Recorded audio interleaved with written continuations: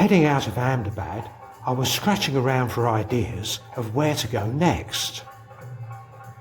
I'd read that India had built a very big statue, and I decided to see if I could film my rickshaw driving past it.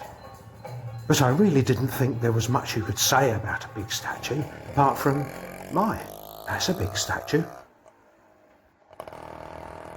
How wrong I was. I really hadn't reckoned on the power of symbolism. Not only have they built a very big statue of Vallabhbhai Patel, who was a significant figure in the Indian struggle for independence, but also an enormous visitor centre.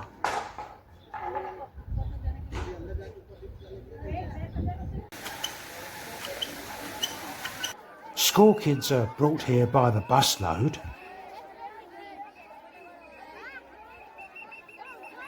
and so many other people want to visit that a whole new town of hotels and manicured boulevards has been built. For those feeling peckish, there's a massive food and nutrition complex. And there's even a heliport. But here's the really weird part. When guests aren't in their hotels, they're at the Statue Visitor Centre, which is 5 or 6 kilometres from the town. And so those manicured boulevards are all but deserted. There's no one in the park, apart from the people tending it. And the food and nutrition complex is looking very short of customers.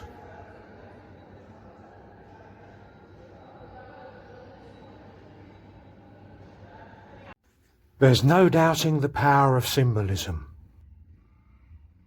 But the reality that runs alongside it looks eerily empty.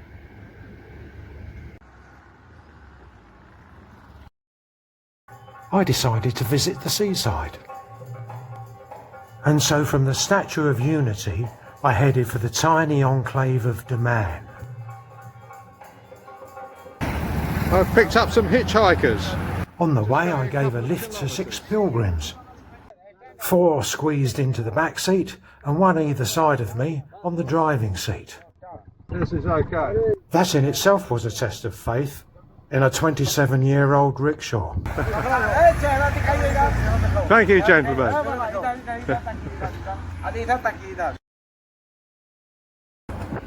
Driving through a town, there was suddenly the very loud sound of metal scraping on tarmac. Yeah, the bolt has fallen out of the starter handle linkage.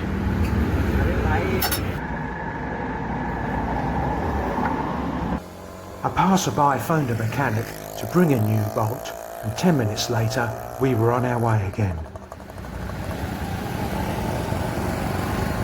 I arrived in Daman, where the architecture reflects its Portuguese heritage with a sort of chocolate box prettiness.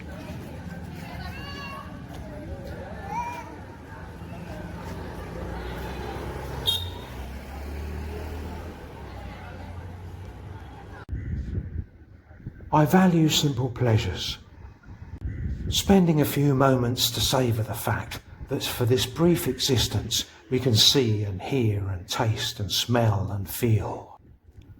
And so I bought myself an ice cream and went to enjoy it, sitting in the late warm Tuesday afternoon sunshine of a nearly deserted beach, looking out over the Arabian Sea.